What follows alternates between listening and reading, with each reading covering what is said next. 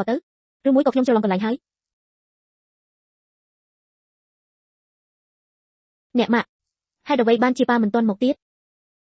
តើអញស្រែកធ្វើអ្វីអ្នករាល់គ្នាប្រញាប់មកមើលមីស្រីចាស់ម្នាក់នេះថែមទាំងហ៊ានរកប៉ាពួកមកទៀតនេះចង់វាយពួកយើងទៀតផងពិតជាកាច់សាហាវខ្លាំងណាស់តើអ្នកនិយាយផ្ដេសផ្ដាស់អ្វីហ្នឹងគឺដោយសារតែពួកអ្នកឯងបានជិះជាន់ធ្វើបាបប្រពន្ធខ្ញុំនេះខ្លាចជាបែបនេះនាងហ៊ានធ្វើជាស្រីលួចលាក់ជាមួយប្តីខ្ញុំវានាងមានអីត្រូវឆ្ងល់តើអ្នកដឹងទេថាអ្នកកំពុងតែនិយាយអ្វីខ្ញុំនិយាយអ្វីមែនទេ